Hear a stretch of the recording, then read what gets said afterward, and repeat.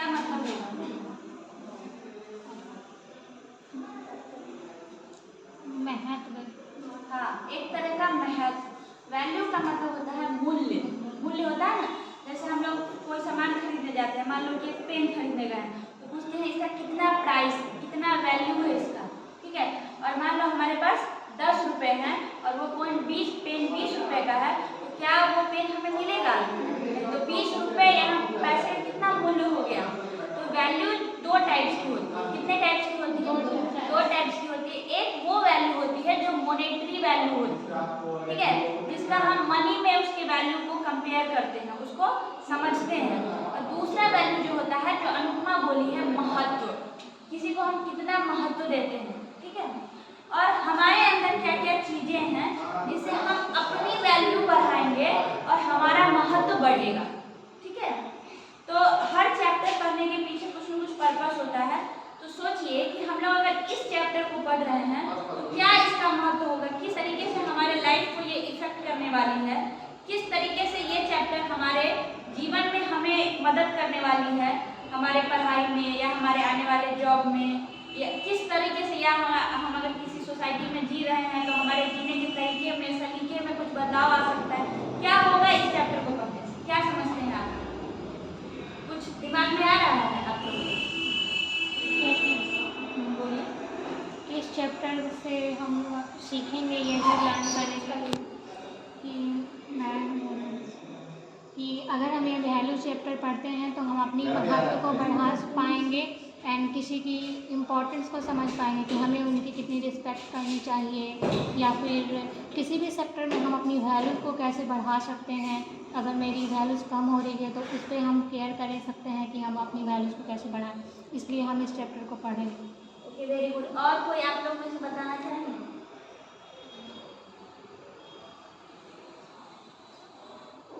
अच्छा चलिए अभी हम बताते हैं, ठीक है, पक्का पता है। हर चैप्टर के पढ़ने के पीछे कुछ ना कुछ मकसद होता है। जैसे लास्ट टाइम भी कल भी पढ़े थे, तो इस चैप्टर को, वैल्यूज को पढ़ रहे हैं हम लोग इसलिए कि हम लोग यहाँ पे कौन सा कोर्स कर रहे हैं? Personality development. हम अपनी पर्सनैलिटी को सेव कर रहे हैं, अपने पर्सनैलिटी को डेवलप कर रहे हैं। तो हमारी पर्सनैलिटी तभी डेवलप होगी जब हमारे अंदर कुछ पॉजिटिव चेंजेज आएंगे, है ना। और अगर हम प्रिपेयर हो रहे हैं अच्छी सोसाइटी या अच्छी लाइफ स्टाइल जीने के लिए, या अच्छा जॉब लेने के लिए, या अच्छी एजुकेशन लेने के लिए, तो हम उसी अनुसार हमें कुछ कुछ वैल्यूज हर स्टेज पे ऐड होती जाती हैं।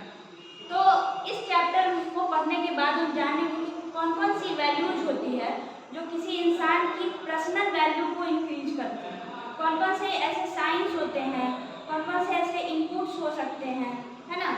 जैसे कि देखिए, स्किल्स से अगर कंपेयर करें कि किसी इंसान के पास कंप्यूटर जानने का स्किल है, वो माइक्रोसॉफ्ट वर्ड जानता है अच्छे से, एक्सेल जानता है, वो डाटा एंट्री जानता है, तो उसको जॉब जल्दी मिल जाएगी।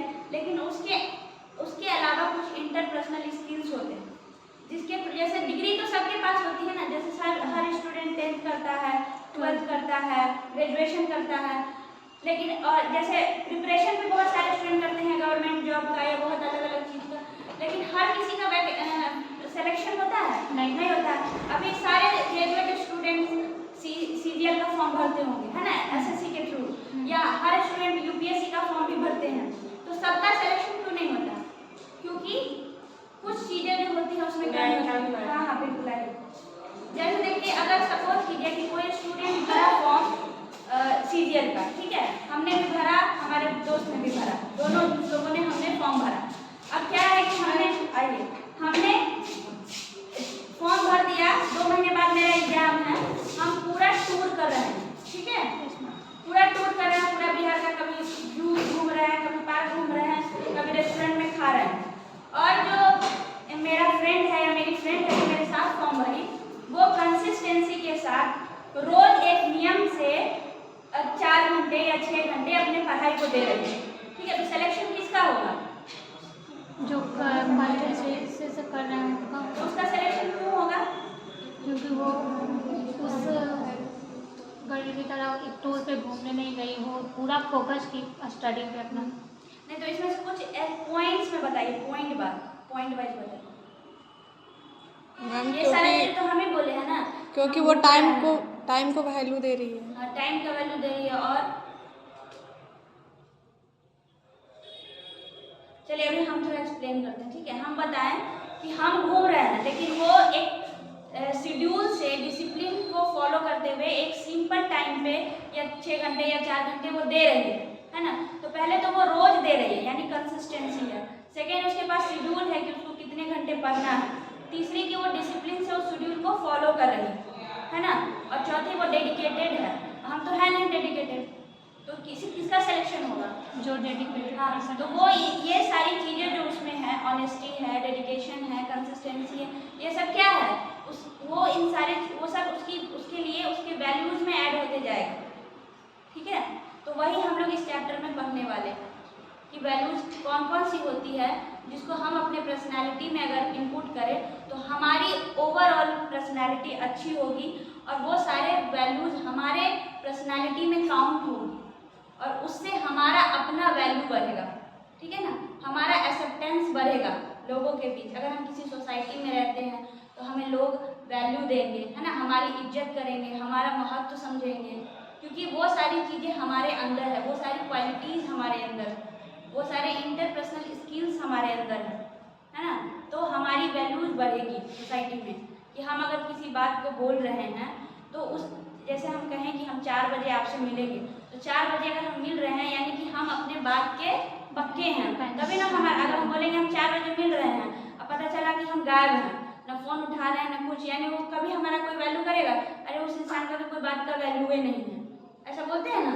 तो जो इंसान अपने बात पे ना रहे या किसी आपको हम रिस्पॉन्सिबिलिटी दे दें कि देखिए मेरा छोटा सा बच्चा है और आप इसका केयर कीजिएगा, अच्छे से देखिएगा, बाहर भाग ना जाए, और पता चला आप सो गए, मेरा बच्चा गिर गया, तो हम आपको कोई रिस्पॉन्सिबिलिटी नहीं देंगे, है ना। तो ये जो रिस्पॉन्सिबल होना है या फिर अपने वर्ड्स पे रहना है, ये सारी इंसान की वैल्यूज को बढ़ाते हैं, ठीक है। तो और जब हमारे वैल्यूज में हमारे पर्सनैलिटी में ये सारी चीज़ें ऐड होती है तो हमारा अपना वैल्यू बढ़ता है। तो हम अपनी वैल्यू को कैसे बढ़ाएंगे, है ना, कि हमारे सोसाइटी में हो या किसी जॉब के लिए हो या मेरे हायर क्वालिफिकेशन के लिए हो, कैसे हमें मदद करें, है ना, उस सारी चीज़ों में ये आपको ये चैप्टर मदद करे, ठीक है। किसी को कोई दिक्कत? हम जो बोल रहे हैं वो आप लोग को समझ में आ रहा है? पक्का? कोई दिक्कत नहीं ना? नहीं, मजा नहीं आएगा? हाँ या ना? Yes sir. तो आप देखते हैं सेक्शन में क्या क्या लिखा है, और देखिए इसमें लिखा है in this lesson you will be able to learn and appreciate the following value, यानी इन सारे वैल्यू को आप सीखेंगे और इसकी सराहना करेंगे, इसको एप्रिशिएट करेंगे, इसकी तारीफ करेंगे, ठीक है। और जो कमी लगेगा, जो लगेगा कि हमारे अंदर ये हैबिट नहीं है, हमारी पर्सनैलिटी में ये चीज़ें नहीं हैं, तो हम क्या करेंगे, उसको अपने पर्सनैलिटी में ऐड करेंगे, अपने रूटीन में ऐड करेंगे, ठीक है ना, अपने उसका एप्लीकेशन अपने लाइफ में लाएंगे, है ना। तो क्या होगी, हमारी पर्सनैलिटी बढ़ जाएगी। इसीलिए ये चैप्टर पर्सनैलिटी डेवलपमेंट के चैप्टर में है, समझ में आया? तो जैसे punctuality, responsibility, respect, integrity, building trust, hard work and persistence, empathy, ये सारी चीज़ें हैं, ये सारी वैसे पॉइंट्स हैं, वैसे कैरेक्टर हैं जो हम अपने में ऐड करके अपनी वैल्यू को बढ़ाएंगे, है ना। तो 1 by 1 अब इसको देखते हैं।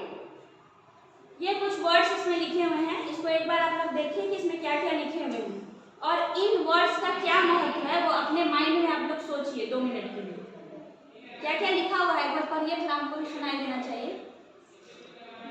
Achievement, appearance, humanity, armour. आप लोग को पढ़ने नहीं आ रहा है? पढ़िए। Religion, power, creativity, freeness, charity, gratitude, care, friendship, पेट, forgiveness, knowledge, helpful, appreciation, wealth, love, justice, celebrity, honesty, kindness, integrity, happiness, peace, generosity, beauty, wisdom, family, respect, freedom, patience, courage, patriotism। बस हो गया मैं। संध्या तुम परेशान थे, तुम क्यों नहीं पढ़ रही? पढ़ो।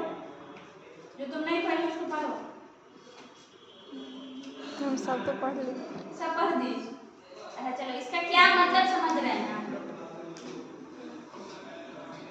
अपीयरेंस, कल भी हम लोग इसके बारे में बात किए थे। क्या मतलब होता है इसका?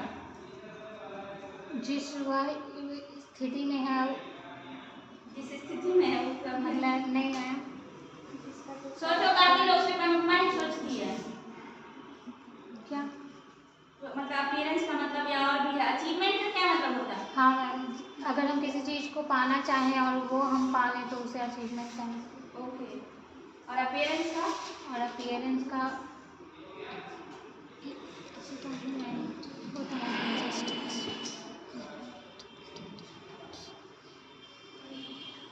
अच्छा, इसका क्या मतलब है? रिलीजन, करेज, पेशेंस, रिलीजन, धर्म, फैमिली, परिवार। तो क्या मतलब, इसका क्या महत्व है? ऑनेस्टी। रिलीजन का यही महत्व है कि हम अपने धर्म के कितनी वैल्यू करते हैं, धर्म के प्रति, किसी भी धर्म के प्रति, जरूरी नहीं कि हम जिस धर्म में हों उसी धर्म में। एंड हम फैमिली, तो हम अपनी फैमिली को कितनी वैल्यूज देते हैं ये। और अचीवमेंट के लिए हो गया कि हम अब किसी भी लक्ष्य को पाना चाहें और उसे हम पा लें तो वो अचीवमेंट में काउंट होता है। चलिए ठीक है, इसमें जितने वर्ड्स हैं ना उसको हम लास्ट में डिस्कस करेंगे, क्योंकि ज़्यादा आगे जो है ना स्लाइड सब, उसको समझने के बाद ये ज़्यादा अच्छे से समझ में आएगा। ठीक है, 100 रुपये का नोट तो सब लोगों ने देखा है। Yes ma'am. किसके किसके पास है अभी 100 रुपये का नोट? सब लोग यहाँ दे देना। ठीक है, तो जैसे हमने पहले स्टार्टिंग में ही बोला है कि वैल्यूज दो टाइप्स के होते हैं। एक जो होते हैं जो मॉनेटरी वैल्यू होते हैं, और एक जो होते हैं जो हम अपने अंदर कुछ हैबिट्स में चेंजेस लाते हैं, कुछ अपने में वैल्यूज क्रिएट करते हैं अपनी, जैसे कुछ वर्ड्स जो अभी आए थे वैसे वैसे चीज़ें जब अपने अंदर शामिल करते हैं, अपने व्यक्तित्व में उसको लाते हैं, तो वो सब क्या हमारे वैल्यूज में क्रिएट होने लगते हैं, उससे हमारी वैल्यूज बढ़ती है। तो दो टाइप्स के वैल्यूज होते हैं। तो यहाँ पे ये बहुत ही अच्छे से समझाने की कोशिश किया गया है कि अगर हम 100 रुपये का क्या वैल्यू है, क्योंकि एक कागज ही तो है ना, लेकिन अगर हम सिंपल ये कागज लेके जाते हैं तो कोई हमको कोई सामान देगा? नहीं देगा। लेकिन उस नोट का इतना वैल्यू है कि उससे हम कोई भी 100 रुपये का चीज़ खरीद सकते हैं। तो उसका एक महत्व क्रिएट हुआ है अपने आप में।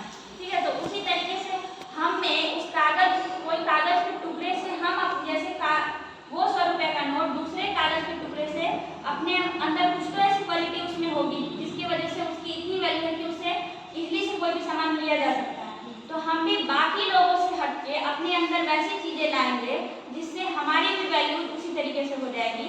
जैसे बाकी कागज से नहीं हमें कुछ मिल सकता है, तो उस तरह बाकी लोगों में अगर कोई क्वालिटी नहीं है तो हमें, या फिर हम 2, 4, 6 लोगों से, हर इंसान में, हमने कल भी बोला था कि हर इंसान में कुछ ना कुछ क्वालिटी होती है, तो हम उनकी मतलब उनमें जो अच्छाई नहीं है, उनकी जो कमियां हैं उसको हम हटा दें और उनमें से जो अच्छाई है उसको अपने लाइफ में उतारेंगे, है ना।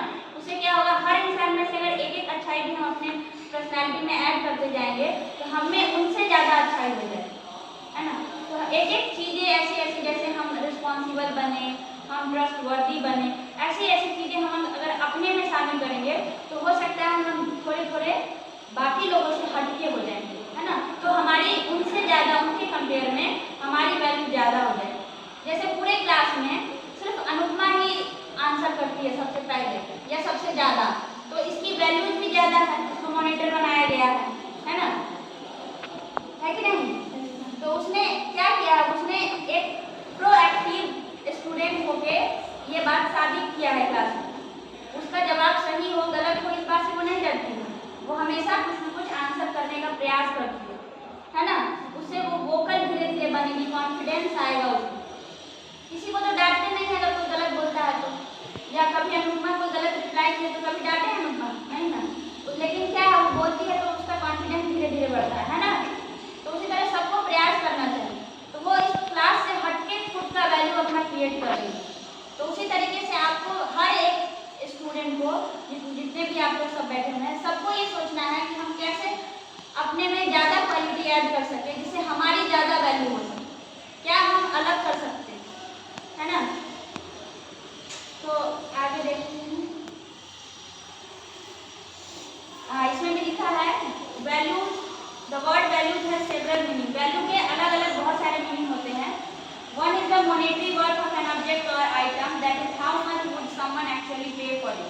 एक जो होता है मॉनेटरी वैल्यू जिसके बारे में हम बात की है वही चीज यहाँ पे लिखा है।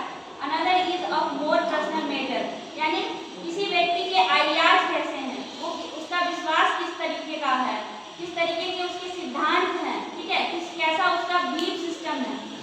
तो ये सारी चीजें से जो क्रिएट होती है एक पर्सनैलिटी, एक व्यक्तित्व, जो वैल्यूज क्रिएट होती है, मतलब एक हमारी वैल्यूज को बढ़ाती है। हाँ, उसको वो हमारी वैल्यूज को बढ़ाती है।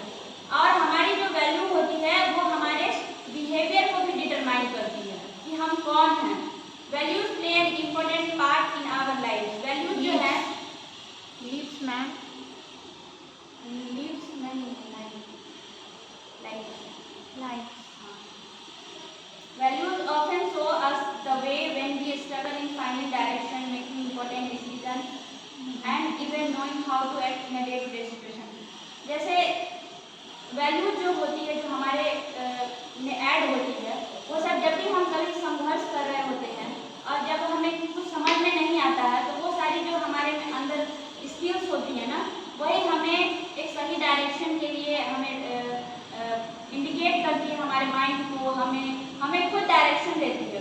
हम इजीली किसी डिसीजन को ले पाते हैं जब हमारे अंदर वो सारी क्वालिटीज होती है। और कोई भी इम्पोर्टेंट डिसीजन हम आसानी से ले पाते हैं जब हम बहुत सारे डिफिकल्ट सिचुएशन में होते हैं।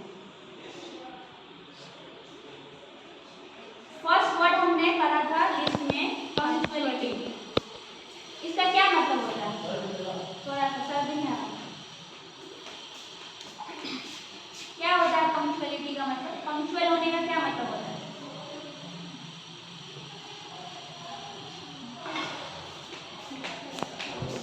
जैसे मैम इसका एग्जाम्पल, यहाँ पे 2 बजे का क्लास है और हम 3 बजे आए तो हम टाइम पे पंक्चुअल नहीं है। Very good, please clap for her. Punctuality का मतलब होता है चीजों को समय के अनुसार करना, जो शेड्यूल्ड है टाइम उस पे करना, ठीक है। जैसे कि अनुपमा ने एग्जाम्पल दिया कि अगर 2 बजे का क्लास है और हम 3 बजे पहुंच रहे हैं तो वो क्या है? हम पंक्चुअल नहीं है, ठीक है।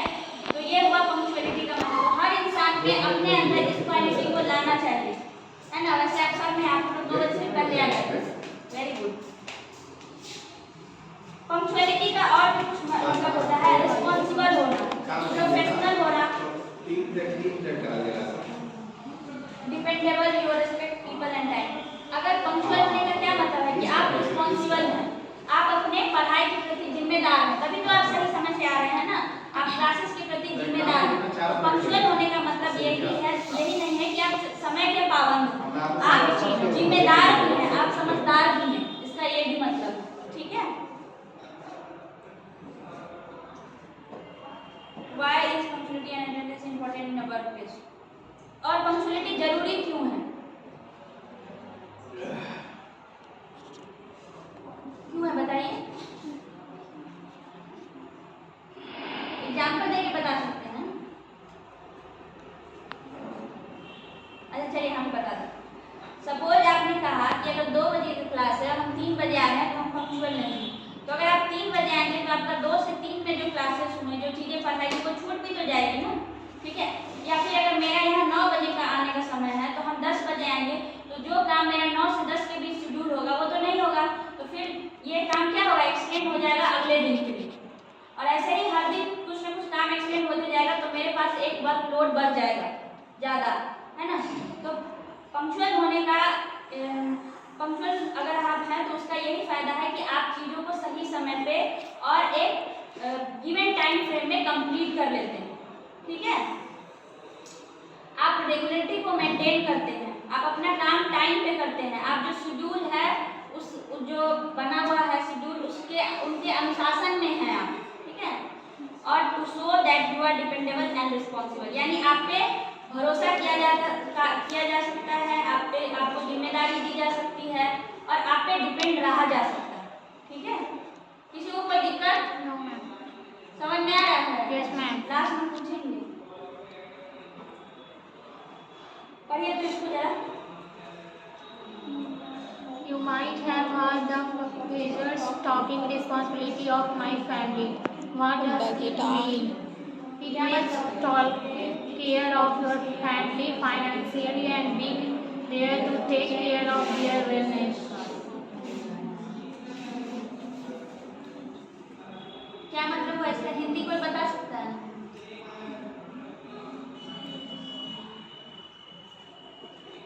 नहीं बता सकते तो हमें बता देंगे, टाइम बचेगा, जल्दी बोलिए। बताइए। बताएं। पूछ रहा है कि आपने जरूर सुना होगा कभी ना कभी taking responsibility of my family, यानी मैं अपने परिवार के लिए जिम्मेदार हूँ।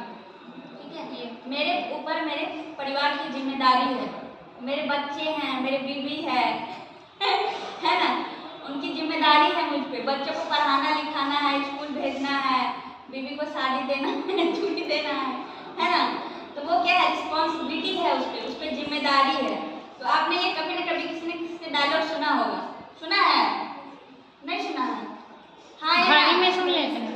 घड़ी में सुन लेते हैं ना, वही चीज बोल रहा है। It means taking care of your family financially and being there to take care of their wellness. या तो आप उनको फाइनेंशियली सपोर्ट करते होंगे, उनकी फाइनेंशियल रिस्पॉन्सिबिलिटी होगी, या फिर आप उनके भलाई के बारे में सोचते होंगे। भलाई के बारे में तो हर कोई सोचता है ना, कि मेरे अगर स्टूडेंट है तो वो अपने मम्मी पापा के बारे में सोचता है कि मेरे मम्मी पापा अच्छे से रहें, वो अच्छे से आए जाए, अगर बाहर जाए तो उनको कोई तकलीफ ना हो, है ना। भले ही फाइनेंशियली आप लोग सपोर्ट ना कर रहे हो, लेकिन उनकी भलाई के लिए तो हर कोई सोचता है। तो कितना सोचता है? अगर मान लीजिए कोई लड़का है, ठीक है, अब उसको कोई मतलब नहीं है कि उसकी माँ रोटी बना के उसका इंतजार 9 बजे में कर रही है कि नहीं, वो आराम से 2 बजे आता है, तो it means he is not responsible for his family, है ना। इसका मतलब वो रिस्पॉन्सिबल नहीं है, वो केयरलेस इंसान है ना। तो रिस्पॉन्सिबिलिटी का मतलब समझ में आ रहा है? जिम्मेदारी। इसके लिए आप क्या बोलते हैं उसको, जवाबदेह हैं। जवाबदेह हैं मतलब उसका, अगर आपसे कोई जवाबदेही होता है ना सर, जवाबदेही होता है ना। हाँ, जवाबदेह नहीं, जवाबदेही तो दूसरा हो गया, जवाबदेह है, आंसरेबल है। मतलब अगर आपसे पूछा जाए कोई सवाल तो आप उसका आंसर कर सके। ठीक है, किसी को दिक्कत तो नहीं आ रहा है समझने में? समझ में आ रहा है कि नहीं? हमको ऐसा लग रहा है कि इसको समझ में नहीं आ रहा, बाउंस हो रहा है किसी के माइंड से? No ma'am. ठीक है, पढ़िए इसको 1 by 1 सब लोग। Responsibility is being answerable for your action, being aware of the consequence of your behavior, action or a decision. A safe environment that supports responsibility is more positive and fulfilling. By accepting responsibility, we become more action-oriented and gain confidence. The responsibilities we accept in our lives contribute to the type of person we am. At a workplace, responsibility is the key value of appointing people at higher position. क्या मतलब हुआ इसका?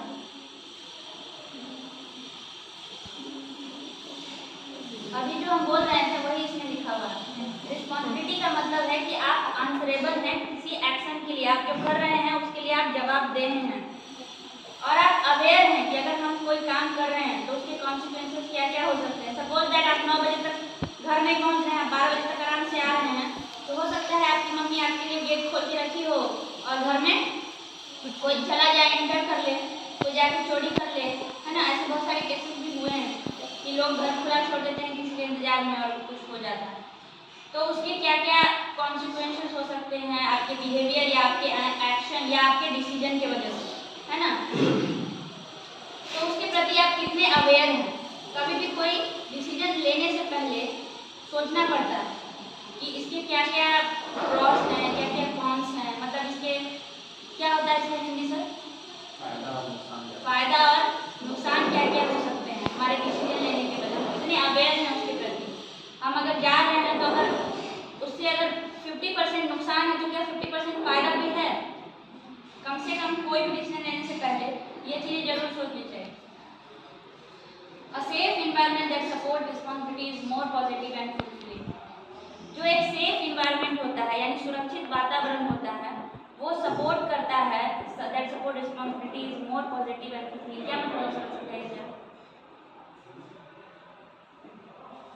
मतलब बताइए। अच्छा लग रहा है सेशन मुझे। चलो बैठो, कंटिन्यू कीजिए। अच्छा ठीक। यू आर डूइंग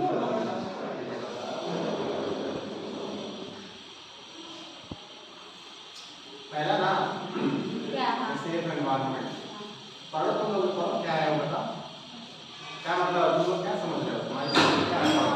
हाँ ऐसा लग रहा है सिर्फ हम ही बोले जा रहे हैं, बाकी सब लोग एकदम शांत See, शांत। because communication is a two-way process. Positive thinking में सपोर्ट करें। चलिए हम बता देते हैं, नहीं बता रहे हैं तो।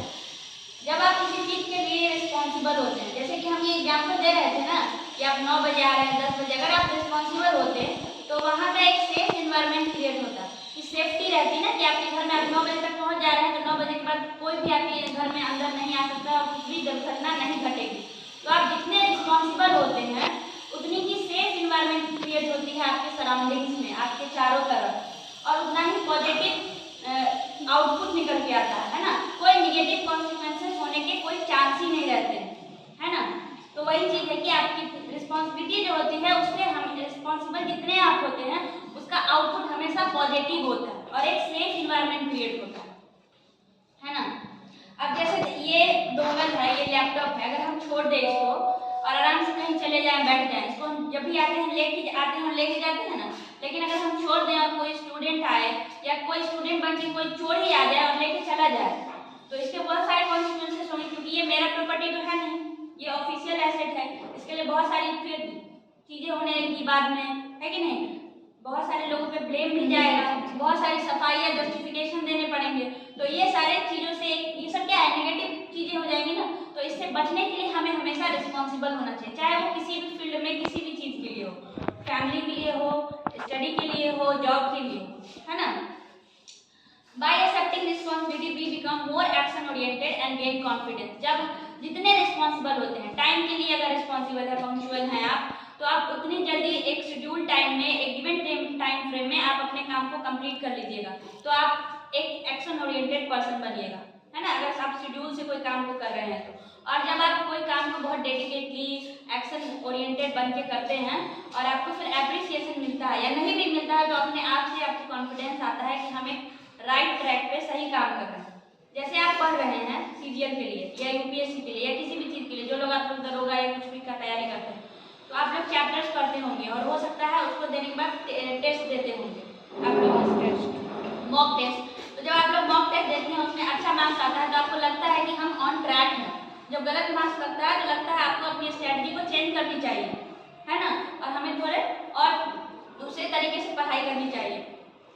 तो हमारे मार्क्स फिर जब बढ़ने लगते हैं तो लगता है अच्छा अब मेरा स्ट्रेटजी सही बना है, अब हमें कॉन्फिडेंस आ रहा है, हम सही जा रहे हैं, है ना।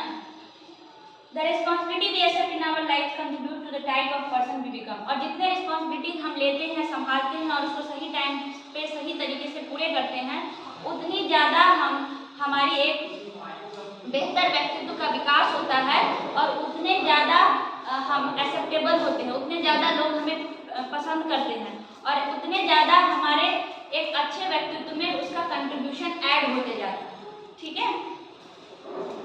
Eight a work place responsibility is a key value for appointing people at higher position.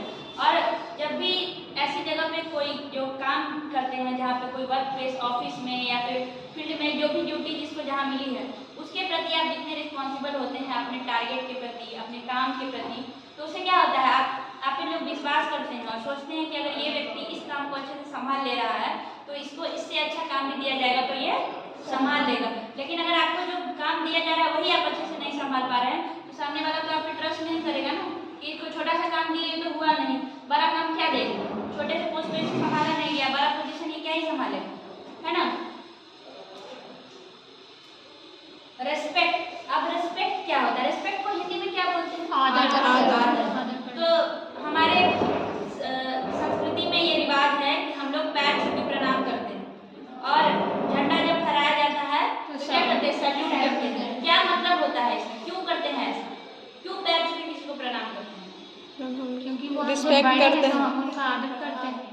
तो क्यों ये जरूरी क्यों, क्यों बड़े हैं तो हम पैर छू के प्रणाम करें, क्या मतलब है पैर छू के प्रणाम करें, क्या मतलब है कि कोई बड़ा व्यक्ति आएगा तो उसको पैर छू के प्रणाम करें, पैर छू के प्रणाम करते हैं। हाँ, ये तो सबको पता है कि बड़ा आदमी आएगा तो उसको देखेंगे पैर छू के प्रणाम कर लेंगे, लेकिन मतलब क्या है उसका? मैम उसको अपना पर्सनालिटी दिखाएं। 2 मिनट सोच लीजिए, उसके बाद हम बोलेंगे। हाँ, 2 मिनट या 5 मिनट।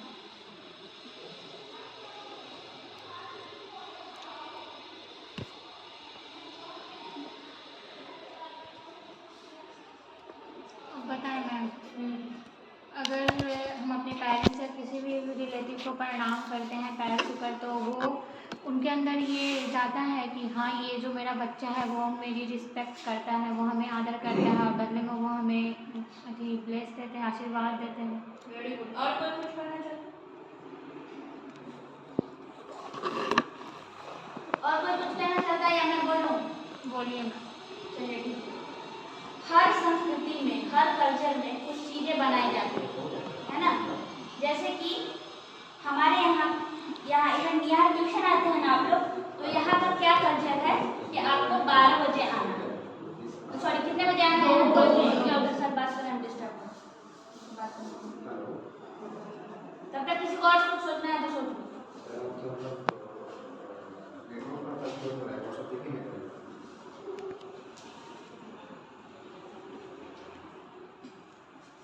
हो गया, चलिए आप बता रहे हैं, ठीक है? बात नहीं कीजिएगा कोई लोग, बात करते हैं तो फिर मेरा डाइवर्ट हो जाता है, मेरा फ्लो खराब हो जाता है, ठीक है? इसलिए हम पहले ही रिक्वेस्ट कर लिए थे आपको। तो हम ये बोल रहे थे कि हर जगह का एक नॉर्म्स होता है। नॉर्म्स का मतलब समझते हैं आप लोग? हर जगह का संस्कृति हर जगह का कुछ ना कुछ नियम होता है, ठीक है? उसको हम बोलते हैं नॉर्म्स, ठीक है? कुछ कल्चर होता है जो डिफाइंड होता है, कुछ चीजें होती हैं, डिसिप्लिन होता है। जैसे हमारी संस्कृति का डिसिप्लिन है, कल्चर है, ठीक है? जैसे हम किसी भी चीज में, धर्म में, जैसे पहले बहुत सारे वर्ड्स थे, जैसे हमारे धर्म है, तो हमारे धर्म में क्या है, हम मूर्ति पूजन करते हैं, ठीक है? उसी तरीके से जो चर्च में क्या है, चर्च में जाकर कुछ पूजा करते हैं, कौन से काम होते हैं, वो क्या होते हैं? अरे उसको बोलते हैं क्रिश्चियन जाते हैं और उसमें मुस्लिम होते हैं, वो बाजार में जाकर करते हैं। तो ये क्या है, एक नॉर्म्स बना हुआ है ना? तो जब हम उस नॉर्म्स को फॉलो करते हैं तो क्या है, हम अवेयर हैं उसके। अगर हम उस नॉर्म्स को पूरा नहीं करते हैं, जैसे कोई नवविवाहित लड़की है, तो नवविवाह जब होता है हमारी संस्कृति में, तो पूरा यज्ञ होता है, पूरा लड़की दुल्हन बनती है, लहंगा वहंगा पहन के, पूरा सांस्कृतिक कपड़े में होती है। कभी किसी को देखे हैं क्या शॉर्ट्स पहन के शादी करते हुए? नो नहीं देखे हैं, क्योंकि अगर वो शॉर्ट्स पहन के शादी करेगी, उस तरीके से फेरे लेगी, तो क्या होगा, उसको बहुत सारी चीजें बोली जाएगी, क्योंकि वो हमारे नॉर्म्स में बना नहीं है, डिफाइन नहीं है, हमारे कल्चर में वो नहीं है, वो हम कल्चर के बियॉन्ड करेंगे। तो उसी तरीके से हर जगह कुछ ना कुछ नियमावली होती है। उसी तरीके से एक प्रथा बनी हुई है कि हमारे फैमिली में, हमारे जो भी आस पड़ोस में जानने वाले हैं, हमसे बड़े हैं, तो उनके प्रति हम अपना आदर जाहिर करेंगे, उनको प्रणाम करेंगे, क्योंकि ऐसा नॉर्म्स बना चला आ रहा है। तो उनको पता चलेगा कि अगर हमको कोई पैर छू के प्रणाम कर रहा है, क्योंकि ये डिफाइन है कि हम किसी को पैर छू के प्रणाम करना है, यानी कि हम उनको महत्व दे रहे हैं, उनको रिस्पेक्ट दे रहे हैं, आदर कर रहे हैं, उनका महत्व ये दर्शा रहा है। पैर छू के प्रणाम करना क्या है, उनके महत्व को बताना है, क्योंकि और ये महत्व आया कहाँ है कि ये नॉर्म्स बना हुआ है, हमारे कल्चर में बना हुआ है। मुस्लिम कल्चर में पैर छूना अलाउ नहीं होता है, उसमें ऐसे करके बोलते हैं आदाब सलाम, तो वो क्या है, आदाब सलाम करके बोलना होता है। तो जो हमारे में बने हुए अगर हम उसको फॉलो नहीं करते हैं, उसको तोड़ देते हैं, तो सामने वाला क्या सोचता है कि ये जो है इंसान, इसके दिल में हमारे लिए कोई महत्व, कोई इज्जत, कोई प्रतिष्ठा नहीं है ना? तो उसी जो बना हुआ नाम से जो प्री डिफाइंड है, उसी चीज को फॉलो करते हुए हम उस इंसान का महत्व उसको महसूस करवाते हैं, जिससे कि उसका और हमारा जो रिश्ता है वो एक स्वीटली बना रहे, वो एक मधुरता के साथ बना रहे, है कि नहीं? तो वो चीज वही होता है रिस्पेक्ट। अब कहीं पैर छू के प्रणाम करना होता है, कहीं गुड मॉर्निंग विश करके होता है, गुड आफ्टरनून विश करके होता है कि नहीं? कहीं सैल्यूट करके होता है, जैसे झंडे को सैल्यूट करके। तो जो रूल्स और नॉर्म्स बने हुए हैं उसी के अंदर हम लोगों को चलना होता है। और जब हम उसके अंदर चलते हैं तो वही हमारी वैल्यूज को क्रिएट करते हैं। जब हम किसी को रेस्पेक्ट देते हैं तभी हमें कोई रेस्पेक्ट देगा। अगर हम किसी को गाली देंगे तो सामने वाला हम के दिल से रेस्पेक्ट निकलेगा। मजबूरी अगर किसी उसकी कुछ होगी तो भले रेस्पेक्ट दे भी, है ना। लेकिन अगर उसके पास मजबूरी नहीं होगी या मजबूरी में अगर वो हमको सामने में अंकल दीदी भैया बोल भी दे, या आप आपके दिल से नहीं लिखने कि आप हमको मैम बोलो, अच्छा से मेरे से बात करो, हमको हमेशा गाली दे, तो भले ही आपके टीचर है इसलिए आप मेरे से अच्छा से बोल लेंगे, गुड आफ्टरनून वगैरह वगैरह सब कुछ, लेकिन क्या दिल से निकलेगा वो चीज़? नहीं निकलेगा ना, निकलेगा। ये चीज़ें हम कल भी समझाए थे, रेस्पेक्ट क्या होता है। तो हमको लगता है इसको ज़्यादा समझाने की जरूरत नहीं है, अब आप लोग समझ गए कि नहीं? 3 बार गिनेंगे, जोर से आवाज आना चाहिए। 1 2 3 रेडी। Very good. अब देखिए, रेस्पेक्ट का मतलब होता है कि हम दूसरे की फीलिंग यानी दूसरे की भावना का, दूसरे की जरूरत का, दूसरे की सोच का, दूसरे के विचार का, दूसरे के विशेष यानी कि क्या बोलते हैं उसको हिंदी में कामना, उसकी हम इज्जत करते हैं। उस इंसान को हम अच्छा फील करवाते हैं, है ना।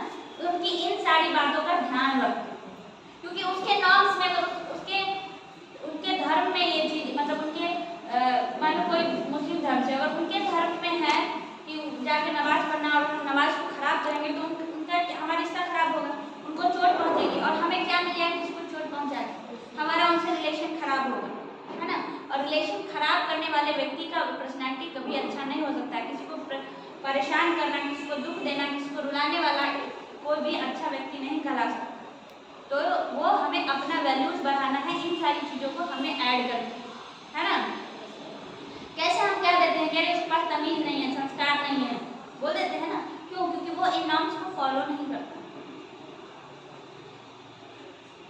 और respect in your relation builds feeling of trust, safety and wellbeing. ये सारी चीज़ें डेवलप करता है, हमारे रिश्ते मधुर बनाता है। और जितने भी लोग हैं ना, वो किसी भी उम्र के हो, किसी भी धर्म के हो, किसी भी विश्वास में भरोसा रखते हो, किसी भी जाति के हो, कोई भी उनका फेशियल कलर हो, किसी भी सोशल स्टेटस से आते हो, कोई भी उनका नेशनलिटी हो, राष्ट्रीयता हो, लेकिन वो सारे के सारे लोग क्या रिस्पेक्ट डिजर्व करते हैं, सब लोग। और इसीलिए हमें सबको रेस्पेक्ट देना चाहिए, तभी ये पहचान हो पाएगी कि हमारा व्यक्तित्व अच्छा है, हमारा परवरिश अच्छा है और हम एक अच्छे इंसान हैं। ठीक है।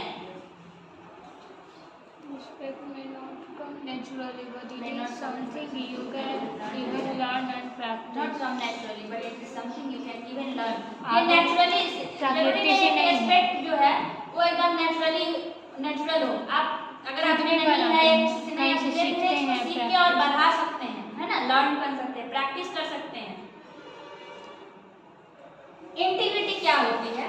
Have you noticed people saying something but doing something else? Do you respect a person who does what he says? What is integrity? That is honesty. जैसा कि हमने कहा था, कोई व्यक्ति है जो कह रहा है कि हम 4 बजे आपसे मिलेंगे और आप 8 बजे तक इंतजार कर रहे हैं, उसका कुछ अता पता नहीं, तो उस व्यक्ति के प्रति आप क्या सोचेंगे? निगेटिव थिंकिंग आएगा कि वो तो मेरा बात गुस्सा आएगा कि आपका इतना समय बर्बाद कर दिया और आप बहुत अंदर से कुपित हो जाएंगे। तो सोचिए, अगर आप भी किसी के साथ वैसा कर रहे हैं तो आपके उसके दिल में आपके लिए भी तो वैसा ही बनेगा ना। तो इसीलिए हम इंटीग्रिटी का मतलब होता है कि आप किसी के लिए ऑनेस्ट हो, यानी ईमानदार हो, चाहे वो समय के लिए हो, रिश्ता के लिए हो, किसी चीज के लिए हो, किसी सामान के लिए हो, मतलब हर चीज के लिए, कोई भी चीज हो, किसी भी मैटर में हो, आप सच्चे हो, ईमानदार हो और पंक्चुअल हो। ठीक है, इसमें आप रिस्पॉन्सिबल हो। हाँ बोलिए। इसका सेकंड मीनिंग में ऐसे भी तो लॉयल भी तो बोल सकते हैं। हाँ, लॉयल हो आप। ठीक है, अगर आप पंक्चुअल नहीं हो, लॉयल नहीं हो, ऑनेस्ट नहीं हो, कुछ बोलते कुछ हो, करते कुछ हो, तो ये क्या है, मतलब अच्छी आदत नहीं है। तो आपको हमेशा इससे हमारी वैल्यूज कम हो जाएगी। हाँ, वैल्यू आपकी कोई भरोसा नहीं करेगा, आपकी वैल्यू क्या कम होगी। देख रहे हैं आप, वैल्यू का मतलब समझ में आ रहा है। तो अपनी वैल्यू अगर बढ़ानी है तो हमें इन सारी चीजों का ख्याल रखना होगा, है ना। तो हमें क्या करना, हमें किस चीज का विकास करना है? इंटीग्रिटी का विकास करना है अपने अंदर, हमें इंटीग्रिटी लानी है। और इंटीग्रिटी कैसे आएगी? जब हम पंक्चुअल होंगे, हम रिस्पॉन्सिबल होंगे, हम ट्रूथवर्दी होंगे, हम क्या होंगे? Honesty होंगे। ऑनेस्ट होंगे, लॉयल होंगे। हम बोल रहे हैं कि ये काम हम अगर करेंगे तो करेंगे। A person with integrity demonstrates sound moral and ethical principle and does the right thing even when no one is watching. Integrity क्या होती है? Honesty होती है, dependability होती है, सच बोलना होता है, आपने Keeping वादा your- किया है तो उस वादे पे आपको उतरना होता है। Not- आप चीटिंग नहीं किसी के साथ कर रहे हैं, ठीक है? आप integrity, a person of integrity is trusted by, जो जिस व्यक्ति में इंटीग्रिटी होती है, क्या उसको देना है? हाँ, दे दो उसको, दे दो, क्या कर रही है सुन लो। और अब मत करो, पेन अभी कुछ काम नहीं है। हमने आप लोगों से पहले बोला था कि अगर आपके दिल में जरा भी क्या है, Respect है। और प्रेम है मेरे लिए, तो कृपया इस चैप्टर को ध्यान से समझिए। ये आपके लिए बेनिफिशियल है, हमारे लिए नहीं है, क्योंकि हम पढ़ चुके हैं। आपको पढ़ना जरूरी है अभी। चलिए अभी एक और है, ये स्टोरी हम लोग बाद में पढ़ेंगे। यहाँ देखिए, can you depend on your family friends coworkers to support you and wish the best for you? Do you trust your partner to catch you if you fall? क्या आप किसी पे इतना भरोसा कर रहे हैं कि कोई पहाड़ है और उसपे से आप गिर रहे हैं, मतलब आप पहाड़ में से कोई चीज है जहाँ से आप छोड़ रहे हैं और भरोसा कर रहे हैं कि दूसरा आदमी हमको कैच कर लेगा? क्या आप इतने भरोसेमंद है, या कोई आपके जानने में इतना भरोसेमंद है? तो आप पहले खुद इतने भरोसेमंद बनिए। और दूसरी बात ये है कि कभी भी इतना भरोसा किसी पे नहीं कीजिएगा, नहीं तो पता चला आप गए क्या गए नीचे हाँ। तो आप कैसे किसी व्यक्ति के साथ अपना ट्रस्ट बढ़ाएंगे? तो आप खुल के बात करेंगे। क्या करेंगे? खुल के बात करेंगे। आप अपने अंदर दिल में कोई कपट नहीं रखेंगे। हम हमेशा आप लोगों से भी कहते हैं ना कि अगर मेरे से कोई भूल हो जाए, कोई आप लोगों को चोट पहुंच जाए, कोई दिक्कत हो जाए, तो आप लोग खुल के हमसे करिए। उससे क्या होगा, हम हर इंसान, हम भी तो इंसान, हो सकता है हमसे कभी कोई भूल हो सकती है, नहीं हो सकती है, क्या रोबोट थोड़े जो नहीं होगी। क्या करेंगे? हम अपने आप में सुधार करेंगे और फिर दूसरे दिन से उस गलती को नहीं दोहराएंगे। आपके साथ अच्छा रिलेशन बन जाएगा उससे मेरा, है कि नहीं? वैसे हमको उम्मीद है कि मेरा रिश्ता सबसे अच्छा है कि नहीं? किसी के साथ कमजोर है क्या? सबके साथ मुंह से आवाज नहीं है।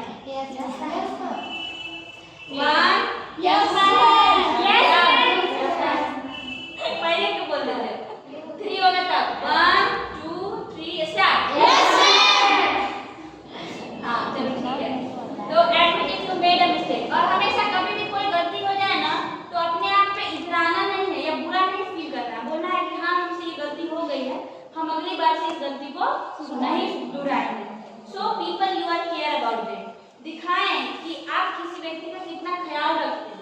तभी अगर आप दिखाएंगे कि आप अपनी मम्मी को कितना प्यार करते हैं, तभी आपकी मम्मी जाकर कहीं बोल सकती है कि मेरी बच्ची मेरे से इतना प्यार करती है, मेरी बच्ची मेरे लिए ये, या किसी से भी, अपनी फ्रेंड को ही, है ना? दिखाएं, तब आपका रिलेशन ज्यादा अच्छा होगा, बॉन्डिंग स्ट्रांग बनेगी। Say what you are going to do and do what you say. जो आप करने जा रहे हैं वही बोलिए, और जो कर रहे हैं वही बोलिए। मतलब आप कर कुछ रहे हैं और बोल रहे हैं, ऐसा मत बनिए। जो आपसे होगा वही बोलिए, जो करते हैं वही बोलिए, और जो बोल रहे हैं वही कीजिए। Dhirubhai Ambani become one of the richest person in the country by daydreaming। क्या धीरूभाई अंबानी जो है वो दिन में सपने देखते देखते बन गया होगा? नहीं ना, उसने हार्ड वर्क किए होंगे। परसिस्टेंस क्या होती है? कंसिस्टेंसी, मतलब आप किसी काम को लगातार कर रहे हैं हार्ड वर्क के साथ और ऑनेस्टी के साथ, तब वो ड्रीम पक्का आपको मिलने वाली है, चाहे वो कुछ भी हो सकता है। अगर आप में से कोई ऐसा है जिसको ऐसा लगता है कि हम अंग्रेजी कभी बोल नहीं पाएंगे, तो वो इसलिए लगता है कि आप दिन में बैठ के सपने देखते रहते हैं, उसके प्रति मेहनत नहीं करते हैं, उसके प्रति ऑनेस्ट नहीं है, उसके प्रति डेडिकेशन नहीं है, कंसिस्टेंसी नहीं है। जो टीचर बोल रहा है उसको आप फॉलो नहीं कर रहे हैं। आप इस चीज को जाके नोटबुक में लिखिए कि हम क्या क्या चीजें हैं जो हमारा टीचर बोलता है हम नहीं करते हैं, और फिर उसको धीरे धीरे ऐड कीजिए। एक बार से नहीं हो जाएगा, टीचर 50 चीज एक बार में बोलता है, आपके पास उतना टाइम नहीं हो सकता है कि आप 50 चीज को एक बार फॉलो कीजिए। तो बना लीजिए कि 15 दिन में इस आदत को अपने में शामिल करेंगे, 15 दिन में इस आदत को संपादन करेंगे 15 दिन में इस और धीरे धीरे टाइम मैनेज करते करते हम ये सारी आदतें अपने अंदर ला आएंगे और तब हमारे में ऑटोमेटिकली चेंजेस होने लगेंगे।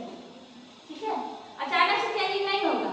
अब अचानक से 2 महीने में हम चाहेंगे कोई शर्बत थोड़े है कि अंग्रेजी सबको फटाफट बोलने आ जाएगा, नहीं आएगा। धीरे धीरे तो उसको जब हम बोल रहे हैं कि जाइए छोटे छोटे वर्ड्स याद कीजिए, तो आप जाइए 5 मिनट निकालिए। 5 मिनट मोबाइल सब चलाता है, फेसबुक वगैरह क्या क्या, 5 मिनट वर्ड्स भी याद कर सकते हैं, 5 मिनट एक स्ट्रक्चर भी याद कर सकते हैं, 5 मिनट उस पर क्वेश्चन भी बना सकते हैं। तो डे बाय डे अगर एक छोटी छोटी चीजें भी कीजिएगा ना, तो पता चलेगा आपको 30वें दिन कि आपके पास बहुत सारा वर्ड का स्टॉक, कुछ कुछ स्ट्रक्चर आप सीख गए हैं, अच्छे अच्छे सेंटेंस बना पा रहे हैं। और धीरे धीरे फिर आप पता चलेगा कि बोलने भी लगे। जब आप लिखने लगेंगे ना बहुत सारा वर्ड, तो फिर धीरे, यही बोलने वाली थी फिर धीरे धीरे क्या है, मतलब इतना भी नहीं डरा करो कि मतलब बोल नहीं पाओगे, खसक गया है। चलिए, तो हार्ड वर्क का मतलब समझते हैं ना, कड़ी मेहनत करना। और कड़ी मेहनत करने का मतलब ये नहीं कि अब 24 घंटे आप लगे हुए हैं गधे की तरह और उसमें आप में कोई परिवर्तन नहीं हो रहा। बस कंसिस्टेंसी रखिए। अगर आज 2 वर्ड है, कल भी 2 वर्ड, एक दिन में आप सोचे 200 वर्ड याद कर लिए, तो एक के दिन में कर लिया, दूसरा दिन पता चला, है ना, बेहोश। थोड़ा छोटा साइन बनाइए कि आज हम 5 वर्ड याद करेंगे, कल भी 5 करेंगे, लगातार 30 दिन तक 5 वर्ड याद करेंगे, तो कितने वर्ड हो जाएंगे? 15 वर्ड हो गए, 150 वर्ड हो गए, 150। हाँ, तो 150 वर्ड हो जाएंगे आपके पास। सोच लीजिए 1 महीने में, और 2 महीने में 300। तो इसीलिए छोटा छोटा टारगेट बनाइए, बस उसके साथ कंसिस्टेंस रहिए, मतलब रेगुलर रहिए, नियमित रहिए। ठीक है, बात नहीं कीजिएगा कोई। अगर कोई इंसान है जो 1 से 2 घंटे पढ़ रहा है और कोई 6 घंटे पढ़ रहा है और डेली 6 घंटे दे रहा है, तो किसको अच्छे मार्क्स आएंगे? तो डेली 6, तो वो मेहनत भी कर रहा है कि वो आपसे ज्यादा पढ़ रहा है और वो रेगुलर भी है, तो उसको ऑफकोर्स ज्यादा अच्छा मार्क्स आएगा। तो इसलिए हार्ड वर्क और कंसिस्टेंसी दोनों रखिए।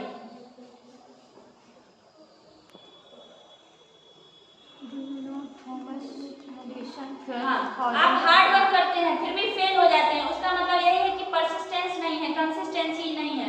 यानी आप महीने में 3 दिन तो खूब पढ़ रहे हैं, लेकिन 4 दिन फिर छोड़ दिए, फिर तीसरे दिन से लग गए 2 मतलब बहुत देर पढ़ने के लिए। तो ऐसा नहीं कीजिए, थोड़ा थोड़ा ही पढ़िए, लेकिन डेली पढ़िए। जितना टारगेट बनाइए कि हाँ, जैसे हमने कहा कि 5 ही वर्ड याद कीजिए, लेकिन वो रेगुलर होना चाहिए। समझे कि सिर्फ hard work is not the key of success, consistency also the part of success and it is the most important part। ठीक है, empathy क्या होती है? Do you feel bad if someone cry? क्या आपको कभी बुरा लगा है जब कोई रोता है? Yes, ma'am। है ना, आपको बुरा फील होता है, अंदर से आपको भी दुख होता है।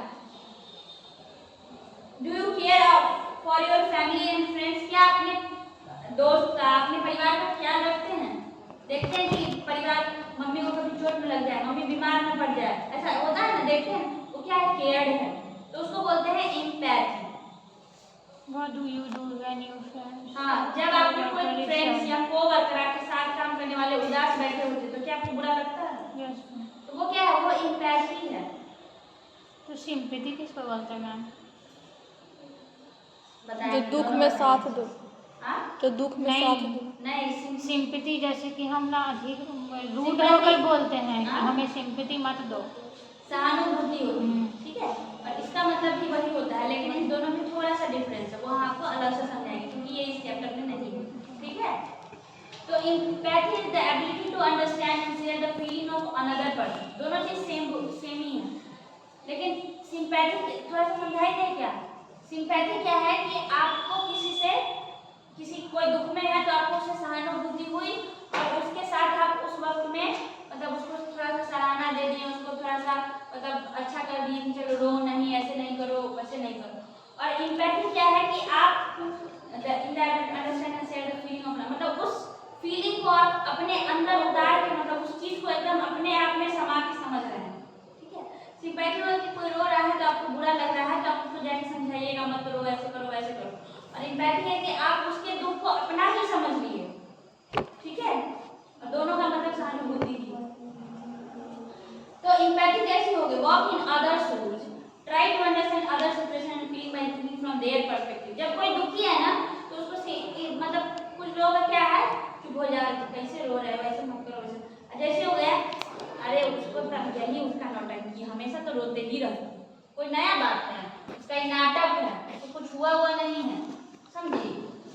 हमेशा का है, चलता रहता है। बात समझ में आया? मतलब उसके सामने तो झूठा सब कर दिए, लेकिन हम क्या दिखा रहे हैं? उसका तो वही नाटक है, उसका है डेली का। रोंदू है, ये है, वो है, बोल रहे हैं। तो ये नहीं है ठीक, बल्कि आप बोल रहे हैं, अगर आप विचार कर रहे हैं उसके जाने के बाद कि ऐसा क्या हुआ जो उसको तकलीफ पहुंची, उसके नजरिए से देख रहे हैं, क्या उसके जगह होते, उसकी जगह खुद को रख के फील कर रहे हैं, उसके समस्या जिस वजह से वो रो रहा था या रो रही है, उसको समाधान करने का तरीका ढूंढ रहे हैं, तो it means you have empathy and you are a true person. समझ में आया? Understand your biases and how they affect others. Learn to listen actively to understand. Read widely to improve perspective. Others who live or have lived life very different from your aspect about behavior, decision and words. अगर आपको लगता है कि आपकी वजह से कोई दुखी हो गया है, तो उसकी जगह पे रख के देखिए कि जब मान लो हमको कोई हम किसी को दो शब्द बहुत कड़ा से बोल रहे हैं और हमको बुरा भी नहीं फील हो रहा, इसमें हम बहुत ही बेकार इंसान है, एकदम फालतू।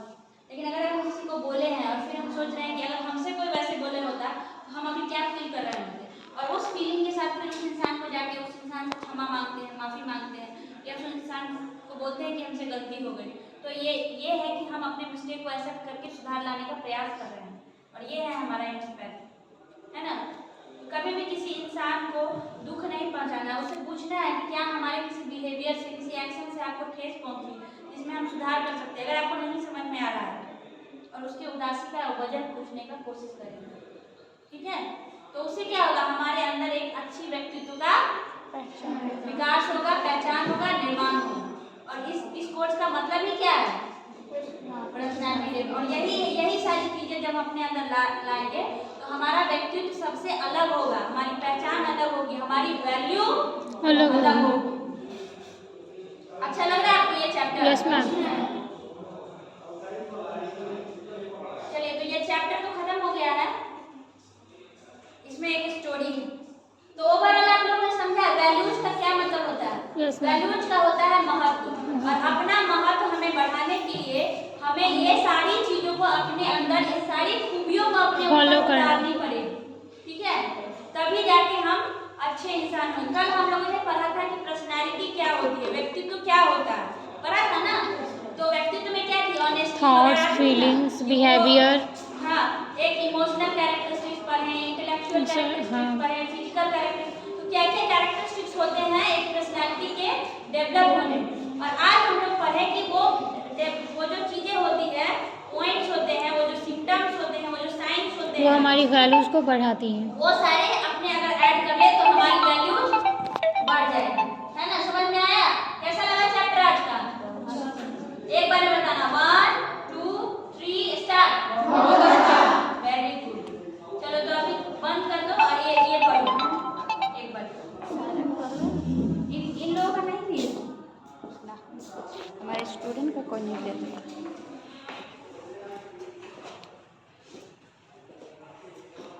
अब बेचारी सुप्रिया बैठ गई है अकेले, उसको कोई पूछ